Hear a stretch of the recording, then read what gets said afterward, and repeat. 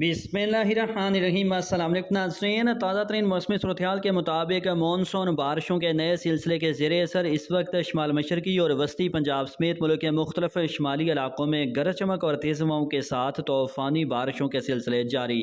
لاہور سمیت مختلف علاقوں میں بارش کی مقدار 100 سے 200 ملی میٹر تک پہنچتے ہوئے ناظرین آنے والے چند گھنٹوں میں آج سے ہفتہ اتوار یعنی 24 سے 48 گھنٹوں میں موجودہ سلسلے کی شدت اور پھیلاؤ میں مزید تیزی سے اضافہ ہوگا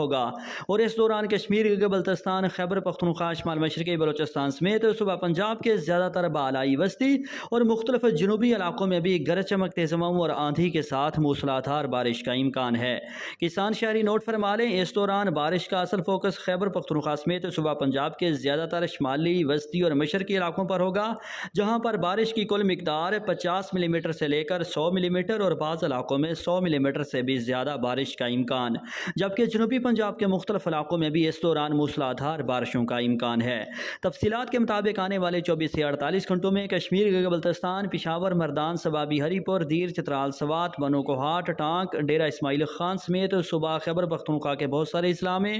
ذوب، بارکھان، ڈیرہ بگٹی، سبی، کوہلو سمیت شمال مشرقی بلوچستان، جبکہ لاہور، مری، راولپنڈی، اسلام آباد، خطہ پٹھوار، اٹک، جہلم، چکوال، ناروال، سیالکوٹ، گجرانوالہ، گجرات، منڈی بہاؤدین، حفص آباد، میاں والی، خوشاب، فیصل آباد، سرگودا، جھنگ، چنیوٹ، شیخوپورہ،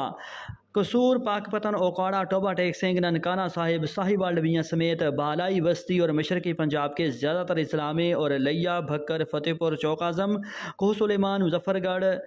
میاں چنو، ملتان، خانیوال، ڈی جی خان، میلسی وہاڑی، بورے والا، چشتیاں، حاصل پور، ہارون آباد، بہاول نگر، چولستان اور بہاول پڑمیا سمیت جنوبی پنجاب میں بھی کہیں کہیں گرج چمک، تیز ہواؤں اور آندھی کے ساتھ بارش، جبکہ بہت سارے علاقوں میں موسلادھار بارش کا امکان بھی ہے۔ کراچی سمیت صوبہ سندھ اور بلوچستان کے زیادہ تر علاقوں میں موسم خشک ہوگا، صرف چند علاقوں میں بارش کے امکانات موجود۔